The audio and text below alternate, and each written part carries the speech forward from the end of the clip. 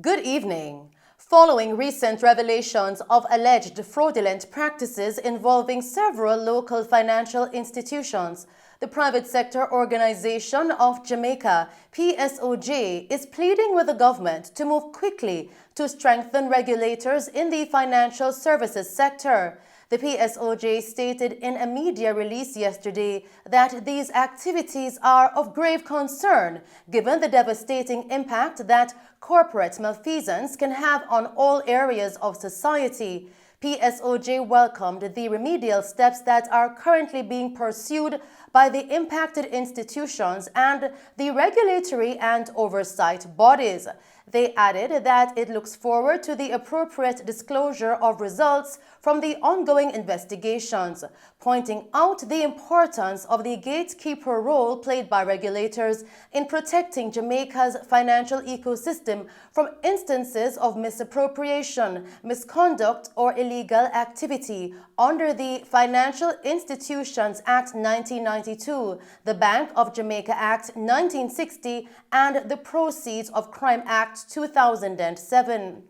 In the meantime, regulators disclosed yesterday that they found no reason to suspend or revoke the license of Stocks and Securities Limited, SSL, even after the Financial Services Division, FSC, noted concerns about the investment firm's culture of non-compliance and mismanagement of clients' funds. The watchdog's executive director, Everton McFarlane, said prior to last Thursday's explosive revelation of a multi-billion-dollar fraud scheme, SSL was being monitored by the FSC according to all its protocols. At the same time, he sought to deny that it had extended a rope of mercy to SSL, which was flagged in FSC's 2017 report as a problem institution. McFarlane argued that SSL was presented with particular requirements to satisfy certain obligations, prevent the suspension of its license, and suggested that those conditions were met. He insisted that there was no reason to presume that the same issue flagged had persisted over the years and resulted in the embezzlement scam that defrauded Sprint legend Usain Bolt and dozens of other account holders at the firm.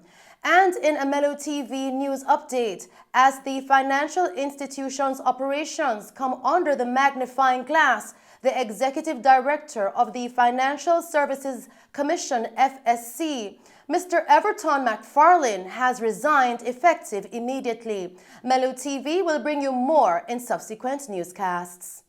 Continuing with the news tonight, Prime Minister Andrew Holness expressed gratitude to donor Connex Service Limited at the handing over ceremony of hospital sanitization care kits. I want to commend you, sir, and your company for taking a very nationalistic approach, looking at what you can do to better Jamaica, and for being a very good corporate citizen, taking that very enlightened view that it doesn't make sense that you make a profit and everything around you collapse. That profit also means that everyone around you is doing well, and so you are not just talking about it. You're a perfect example of an enlightened businessman who is fulfilling his corporate social responsibility to the tune of 10.5 million Jamaican dollars worth of equipment to 26 hospitals in Jamaica. I believe you're going to give out 24 packages symbolically today, but I believe it's 26 overall that will benefit.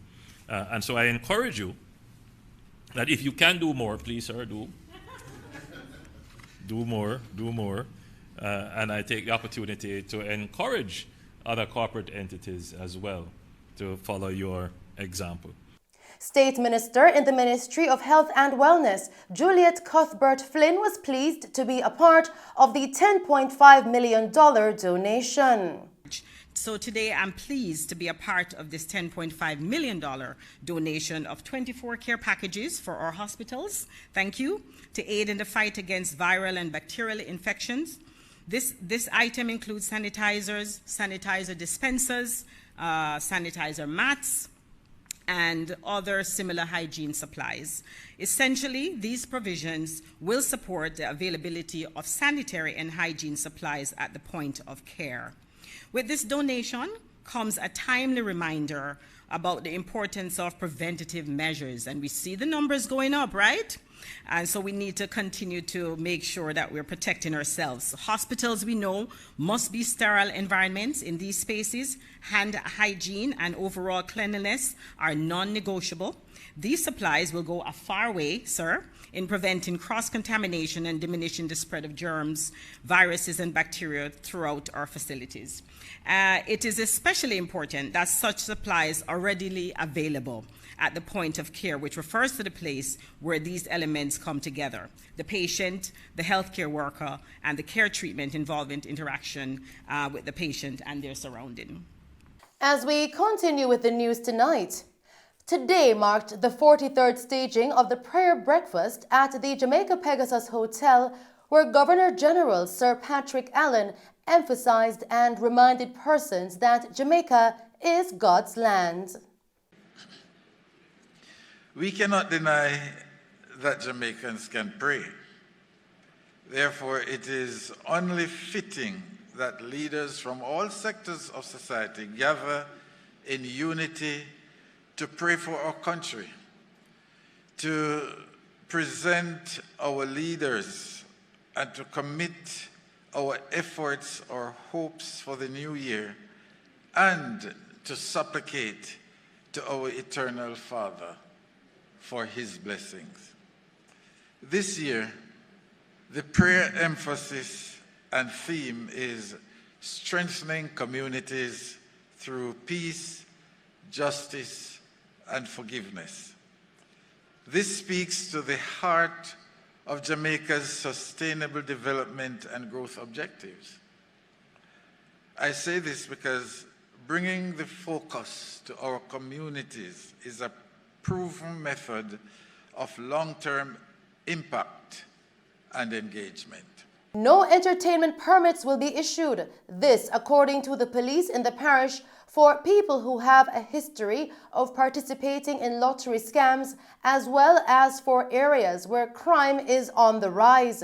Senior Superintendent Wayne Josephs, the parish of Westmoreland's commanding officer, recently made an announcement about the new measures that the police have taken.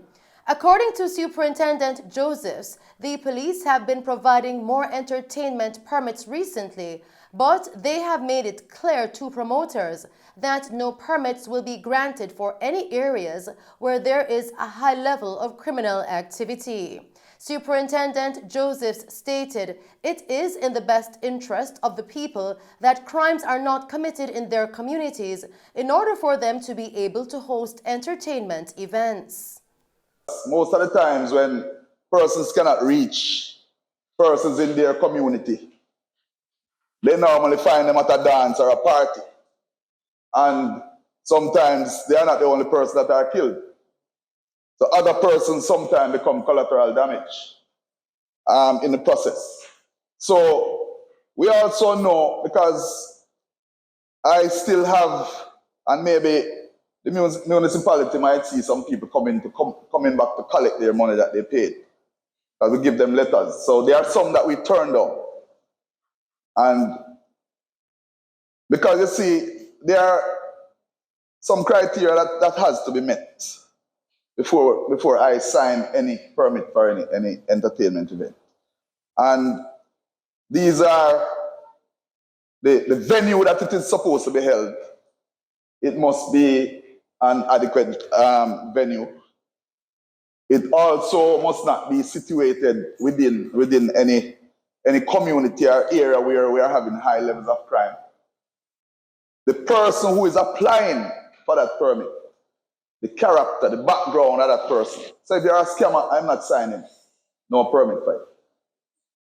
But some people think they're smart. So they find somebody who has a good name and somebody who is clean, and they put them on the application. But that's why we have an investigative process before it comes to my desk. So we will know, I mean, we won't know every time, but most of the times we find out, and I turn them down. And that's our news package for you tonight. Thank you for tuning in to Mello TV Evening News at 8. I am Shelley Hill. Do stay safe, pleasant viewing, and thanks for watching.